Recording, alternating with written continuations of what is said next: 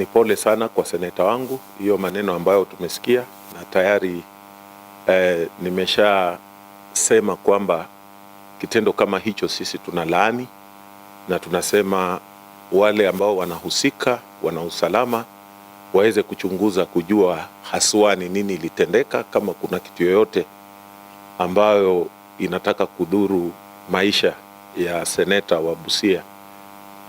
Nimesema kwamba sisi tunalaani vitendo vya uhalifu kama hiyo.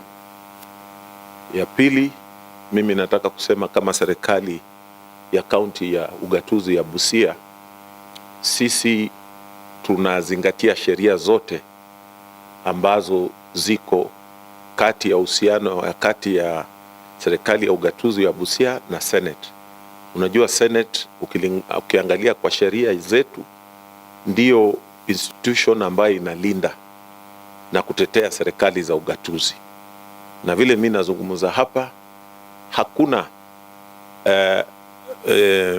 requirement yoyote ambayo Senate imetuuliza kama serikali ya Busia na tukakoza kutimiza.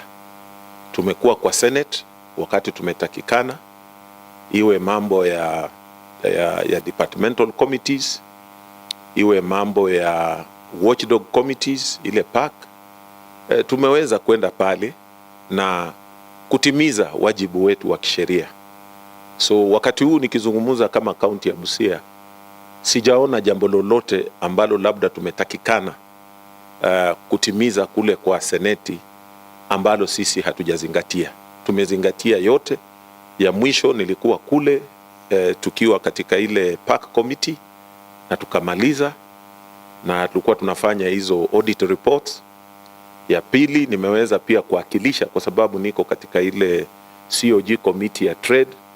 Tulikuwa kule, tuliitwa kwa hiyo departmental committee ya trade na tukawa kule. By coincidence senator yangu pia ni member ya ile committee, na tukaweza kutoa maoni yetu kule. So wakati huu tukizungumza mambo ya kuhusu kati ya county government Busia na Senate, sifahamu jambo lolote ambalo liko ambalo hatujazingatia ama ambalo tunatakikana kutekeleza na hatujatekeleza. Na mimi ile tu nitasema wanasiasa pia wengine, msianze kurukia maneno kuleta kila kitu ni kufanya tu siasa. There's time for everything. Kuna wakati wale wamepewa majukumu, kama wewe ni mjumbe, fanya kazi yako ya ujumbe.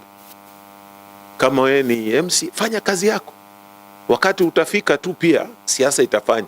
Lakini tusianze kila kitu jambo ambalo labda linahatarisha maisha ya mtu, lakini tunataka kujificha nyuma ya siasa na kuanza kutoa matamshi ya siasa. Kama wewe unajua ni hiyo, so upeleke hiyo ripoti kwa polisi, uwaambie kwamba hii ni mambo ya siasa na wewe una ushuhuda kwamba hii ni mambo ya siasa.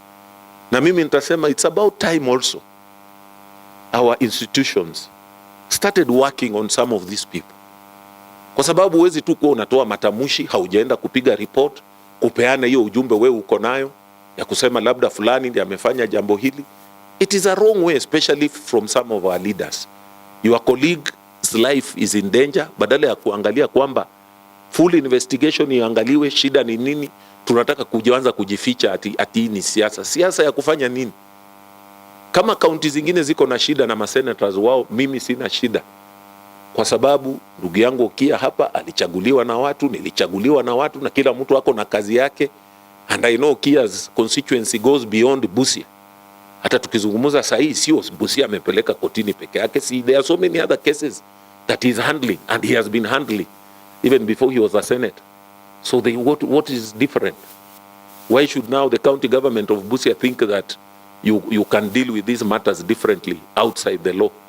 We are going to comply with that, but I condemn those incidences.